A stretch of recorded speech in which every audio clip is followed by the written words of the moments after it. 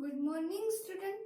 આપણે છેલ્લે જોયું હતું 8મા સમાજમાં પહેલો પાઠ કે ભારતમાં યુરોપિયનો અને અંગ્રેજી શાસનની સ્થાપના, કે ભાઈ આપણો ભારત દેશ છે એમાં યુરોપિયનો ક્યારે આવ્યા, અંગ્રેજો ક્યારે આવ્યા અને અંગ્રેજો ક્યારે આપણા ભારત દેશમાં સ્થાયી થઈ ગયા, બરાબર, એની સ્થાપના વિશે આપણે જોતા હતા. તો ચલો જોઈએ નેક્સ્ટ આપણે ક્યાં પહોંચ્યા હતા, કે પેજ નંબર 4 ઉપર મરાઠા યુદ્ધ પહોંચ્યા હતા.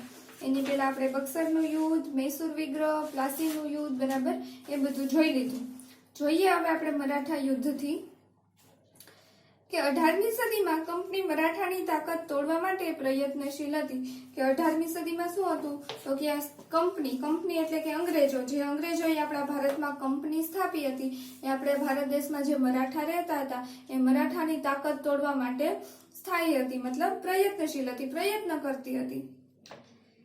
ઈસવીસન 1761માં પાણીપતના ત્રીજા યુદ્ધમાં મરાઠાઓની હાર થઈ અને દિલ્હીની ગાદી હસ્તગત કરવામાં નિરાશા મળી. કે 1761માં શું થયું, તો કે પાણીપતનું યુદ્ધ થયું, એમાં મરાઠાઓની હાર થઈ અને એણે જે દિલ્હી ઉપર સ્થાન મેળવ્યું હતું, સત્તા મેળવવી હતી, એમાં શું થયું, તો કે એમાં એને નિરાશા મળી, દિલ્હીની ગાદી મેળવી શક્યા નહીં. ક્યારે, તો કે 1761માં. મરાઠાઓએ પોતાના રાજ્યને કેટલાક વિભાગોમાં વહેંચ્યું. કે મરાઠાઓનું જે પોતાનું રાજ્ય હતું એને અલગ અલગ વિભાગોમાં વહેંચી દીધું. તેમણે દરેક વિભાગ પર સિંધિયા, હોલકર, ગાયકવાડ અને ભોસલે જેવા રાજવંશોને સત્તા સોંપી. કે જેટલા વિભાગ છે એ પાડ્યા હતા એ દરેક વિભાગ પર અલગ અલગ વંશની સત્તા સ્થાપી દીધી, એટલે કે એને સત્તા સોંપી દીધી કે હવે આ વિભાગ છે એનું સંચાલન એ લોકોએ કરવાનું. તો ક્યાં ક્યાં વંશજોને સોંપી, તો કે જે સિંધિયા છે, હોલકર છે, ગાયકવાડ અને ભોસલે જેવા છે વંશજો, એને સત્તા સોંપી દીધી. આ રાજવંશો પેશવાના નિયંત્રણમાં હતા, એટલે કે જેટલા રાજવંશો હતા, અલગ અલગ વિભાગ હતા, એનું નિયંત્રણ કોણ કરતું હતું, તો કે પેશવા. એ બધાના નિર્ણયો લેવા અને બધા ઉપર દેખરેખ રાખવી વગેરેનું કાર્ય છે એ પેશવા કરતા હતા. પેશવાના નિયંત્રણ હેઠળ કોન્ફેડરેસી રાજ્યમંડળના સભ્યો હતા. પેશવા લશ્કરી અને વહીવટી વડા હતા. તેનું મુખ્ય મથક પુણેમાં હતું. એટલે કે આ જે છે પેશવા છે એ શું કરતા હતા, તો કે બધાનું દેખરેખ રાખતા, બધા વિશે નિર્ણયો લેતા, અને એનું મુખ્ય મથક ક્યાં હતું, બધા નિયંત્રણ અને નિયમન ક્યાંથી થતું હતું, તો કે પુણેથી.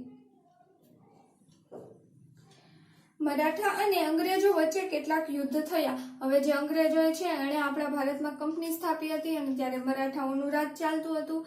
તો જે મરાઠા લોકો છે અને જે અંગ્રેજો છે એની વચ્ચે કેટલાક યુદ્ધો થયા. હવે આ યુદ્ધો ક્યારે થયા, તો જોઈએ કે પ્રથમ યુદ્ધ ક્યારે થયું, તો કે ઈસવીસન 1775 થી 1782માં સાલબાઈની સંધિ, એટલે કે ઈસવીસન 1782 થઈ. પ્રથમ યુદ્ધ ક્યારે થયું, તો કે 1775 થી 1782 ની વચ્ચે પ્રથમ યુદ્ધ થયું. અને 1782માં શું થયું, તો કે મરાઠા અને અંગ્રેજો વચ્ચે છે યુદ્ધ થયું, પરંતુ કોઈ હાર જીત ન થઈ અને શું થઈ, સંધિ થઈ. બંનેએ સંધિ કરી લીધી કે હવે આપણે યુદ્ધ કરવું નથી. બંનેએ એકબીજાના ક્ષેત્રો પરત આપવાનું નક્કી કર્યું. બંનેએ શું કર્યું, કે એકબીજાના ક્ષેત્રો પર જે સત્તા સ્થાપી હતી એકબીજાને ક્ષેત્રો પરત કરી દઈએ એવી સંધિ બંને વચ્ચે થઈ. કોઈની હાર જીત ન થઈ. દ્વિતીય અંગ્રેજ મરાઠા યુદ્ધ ઈસવીસન 1803 અને ઈસવીસન 1805માં થયું. જો પહેલું મરાઠા યુદ્ધ થયું અંગ્રેજો વચ્ચે તો એમાં કઈ હાર જીત ન થઈ, બરાબર, સંધિ કરી લીધી. ત્યાર પછી બીજું ક્યારે થયું, તો કે ઈસવીસન 1803 થી 1805માં. વેલેસ્લીએ મરાઠાઓ પર અંગ્રેજોની આણ વર્તાવી. એટલે કે કંપની જે છે અંગ્રેજોની કંપની, એનો જે મુખ્ય નાયક છે વેલેસ્લી, એણે શું કર્યું, તો કે મરાઠા ઉપર અંગ્રેજોની આણ એટલે કે એણે દબાણ સર્જ્યું અને અંગ્રેજોની તાકાત બતાવી. આ યુદ્ધથી ઓડિશા અને યમુનાના ઉત્તરે આવેલા આગ્રા અને દિલ્હીના ક્ષેત્રો અંગ્રેજોના કબજામાં આવ્યા. હવે જે આ બીજું યુદ્ધ થયું એમાં અંગ્રેજોની જીત થઈ. હવે જીતના કારણે શું થયું, તો કે અમુક જે સ્થળો છે એ કોના નિયંત્રણમાં આવી ગયા, કોણે કબજો મેળવી લીધો, તો કે અંગ્રેજોએ. ક્યાં ક્યાં સ્થળ ઉપર કબજો મેળવી લીધો, તો કે ઓડિશા છે, પછી યમુનાની ઉત્તર કિનારે આવેલા છે આગ્રા શહેર છે, અને દિલ્હીના જે ક્ષેત્રો છે એના ઉપર છે અંગ્રેજોએ કબજો મેળવી લીધો. તૃતીય અંગ્રેજ મરાઠા યુદ્ધમાં ઈસવીસન 1817 થી 1819 મરાઠાની તાકાત કચડી નાખવામાં આવી. ત્યાર પછી હજી એક ત્રીજું યુદ્ધ થયું અંગ્રેજો અને મરાઠા વચ્ચે. ક્યારે? તો કે 1817 થી 1819 એમાં શું થયું તો કે મરાઠાની તાકાતને સાવ કચડી નાખવામાં આવી. એટલે કે એની જે સેના છે એને ખૂબ જ જાનહાનિ કરવામાં આવી. અને શું થયું? એમાં પણ અંગ્રેજો જીતી ગયા ત્રીજા યુદ્ધમાં પણ. પેશવાને પુણેમાંથી હટાવી કાનપુર પાસે બિઠુરમાં પેન્શન આપી મોકલી દીધો. હવે જો પેલા જે છે પેશવા છે એ સર્વોચ્ચ મંત્રી હતો, બરાબર, મરાઠાઓનો મંત્રી હતો, બધું નિયંત્રણ કરતો હતો. પેશવા કઈ જગ્યાએ કરતો હતો તો કે પુણેમાં કરતો હતો, એનું મુખ્ય મથક. પછી એને પુણેમાંથી હટાવી ક્યાં મોકલી દીધો તો કે બિઠુરમાં. અને કેમ? તો કે પેન્શન આપી. પેન્શન આપ્યું અને કહી દીધું કે હવે તારું કાર્ય પૂર્ણ, હવે તારે મંત્રીનું કંઈ કાર્ય કરવાનું નથી. પેન્શન આપી અને બિઠુર ખાતે એને મોકલી દીધો. હવે વિંધ્યાચલથી લઈ દક્ષિણના બધા જ ભાગ પર કંપનીની સત્તા સ્થપાઈ. ત્યારબાદ શું થયું તો કે વિંધ્યાચલમાં અને જે દક્ષિણના જે બધા જ ભાગ છે એ બધા જ ઉપર કોનો કબજો થઈ ગયો તો કે અંગ્રેજોનો. સંપૂર્ણ ભારત પર બ્રિટિશ સત્તાની સ્થાપના થઈ. કે આખા ભારત પર કોની સ્થાપના થઈ ગઈ તો કે બ્રિટિશ શાસનની. જે આપણા ભારત શાસકો હતા એ હારી ગયા અને અંગ્રેજોએ જીતી ગયા. એના કારણે શું થયું? બધી જ સત્તા છે એ અંગ્રેજોના હાથમાં આવી ગઈ. પછી છે અંગ્રેજ શાસન વહીવટી તંત્ર. ભારતમાં સામ્રાજ્યની સ્થાપના કર્યા બાદ અંગ્રેજોએ પોતાનું વહીવટી તંત્ર પણ સ્થાપિત કરી ભારતના વહીવટી તંત્રમાં વ્યાપક પરિવર્તનો કર્યા. હવે ભારત ઉપર સમગ્ર એને પ્રભુત્વ મેળવી લીધું, બરાબર. ભારત ઉપર તેઓ રાજ કરતા હતા. પછી આપણા ભારતમાં જે વહીવટી તંત્ર ચાલતું હતું એ બદલીને એણે પોતાનું વહીવટી તંત્ર ચાલુ કર્યું. હવે આપણે તો તેના કબજામાં હતા, જેમ વહીવટી તંત્ર બનાવીએ એમ જ આપણે એના નિયમોનું પાલન કરવું પડે. તેમનું મુખ્ય લક્ષ્ય ભારતનું આર્થિક શોષણ કરી ઇંગ્લેન્ડને ધનવાન બનાવવાનું હતું. હવે અંગ્રેજો લોકો છે ઇંગ્લેન્ડથી ભારતમાં છે એ રાજ કરવા માટે આવ્યા હતા. તો એનું જે મુખ્ય લક્ષ્ય છે એ શું હતું કે આપણે જે છે ભારત છે ખૂબ જ ધનવાન દેશ હતો ત્યારે, તો એનું બધું ધન લૂંટવું, આર્થિક શોષણ કરવું અને ધનવાન કોને બનાવવું તો કે ઇંગ્લેન્ડ દેશને, બરાબર. કારણ કે આપણા જે છે ધનવાન તો ખૂબ હતો આપણો દેશ, પરંતુ સારી રીતે વહીવટ કાર્ય ચાલતું હતું નહીં. એટલે વહીવટી કાર્ય એણે પોતાના હાથમાં લઈ લીધું. પછી શું કર્યું તો કે ભારતનું આર્થિક શોષણ કરવાનું શરૂ કર્યું અને ઇંગ્લેન્ડ ખાતે શું કર્યું તો કે ધનવાન દેશ બનાવવો એવું લક્ષ્ય રાખી અને ભારતમાં આવ્યા. એટલે સ્વાભાવિક રીતે જ વહીવટી તંત્ર ભારતીય પ્રજાના કલ્યાણ માટે કામ કરવાને બદલે બ્રિટિશ હિતોને સાચવનારું હતું. એટલે શું બન્યું કે જે વહીવટી તંત્ર બનાવ્યા, જે નિયમો બનાવ્યા, એમાં શોષણ કોનું થતું તો કે ભારતનું શોષણ થતું અને સારું કોનું થતું તો કે ઇંગ્લેન્ડ લોકોનું. તેમણે ભારતમાં આધુનિક વહીવટી તંત્રનું માળખું સ્થાપિત કર્યું. ભારતમાં શું કર્યું તો કે આધુનિક વહીવટી તંત્ર, આપણે જે વહીવટી તંત્ર આપણું ચાલતું હતું એ નાબૂદ કર્યું અને પોતાનું જ વહીવટી તંત્ર, પોતાના જ નિયમો બનાવ્યા અને પોતે જ સરકાર ચલાવવા લાગ્યા. ત્યારબાદ છે સરકારનું માળખું. ઈસવીસન 1773 થી વિભિન્ન સંધિ ધારાઓ દ્વારા તેમણે ભારતમાં વહીવટી તંત્ર પર નિયંત્રણ કર્યું. ત્યારબાદ શું કર્યું? 1773 થી અલગ અલગ ધારાઓ બહાર પાડી, બરાબર. આપણે કહીએ ને કે કલમ નંબર આ, ધારા નંબર આ, જોગવાઈ આ, બરાબર. તો અલગ અલગ ધારા મુજબ શું કર્યું તો કે એણે આપણા ભારત ઉપર કબજો મેળવી લીધો અને આખું વહીવટી તંત્ર એણે પોતાના હાથમાં લઈ લીધું.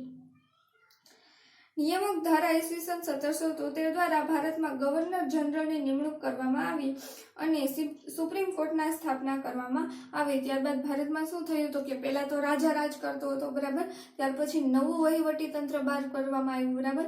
તો આપણે ભારતમાં છે એક ગવર્નર જનરલની નિમણૂક કરવામાં આવી અને એક સુપ્રીમ કોર્ટની સ્થાપના કરવામાં આવી. જ્યાં સુપ્રીમ કોર્ટમાં શું થાય તો કે ન્યાય થાય અને જે નિમણૂક કરે, જે ન્યાય કરે એને શું કહેવાતું તો કે ગવર્નર જનરલ. ગવર્નર જનરલ ભારતના વહીવટી તંત્રનો સર્વોચ્ચ વડો હતો. કે શું હતું તો કે આપણા ભારતમાં કોઈ પણ સમસ્યા હોય એનું ન્યાય કોણ કરતું તો કે ગવર્નર જનરલ. આપણા આખા ભારત દેશનો શું હતું તો કે મુખ્ય વડો હતો. અને તેને મદદ કરવા માટે 3 સભ્યોની પરિષદ નીમવામાં આવી હતી. કે ગવર્નર જનરલ છે એ પોતે જ તો બધા કાર્ય ન કરી શકે, બરાબર. તો તેની મદદ કરવા માટે બીજા 3 પરિષદ સભ્યોની સ્થાપના કરવામાં આવી. ઈસવીસન 1813 બ્રિટિશ સંસદે સંધિ ધારા દ્વારા કંપનીનો વેપારી એકાધિકાર સમાપ્ત કરી સંધિ ધારા ઈસવીસન 1833 અંતર્ગત સંપૂર્ણપણે બ્રિટિશ સંસદના નિયંત્રણમાં મૂકી દીધો. ત્યારબાદ શું કર્યું અંગ્રેજોએ કે ભાઈ સુપ્રીમ કોર્ટની સ્થાપના કરી, બરાબર, ગવર્નર જનરલની નિમણૂક કરી.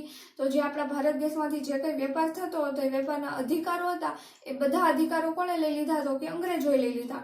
પછી આપણે જે કંઈ પણ વેપાર કરવો હોય તો આપણે છે એ અંગ્રેજો પાસેથી છે મંજૂરી મેળવવી પડે અને શું કરવું પડે? એ વેપાર ઉપર કર ભરવો પડે, જકાત ભરવો પડે. એટલે આપણે જે કંઈ વેપાર કરીએ એનો ફાયદો કોને થાય? તો કે અંગ્રેજોને.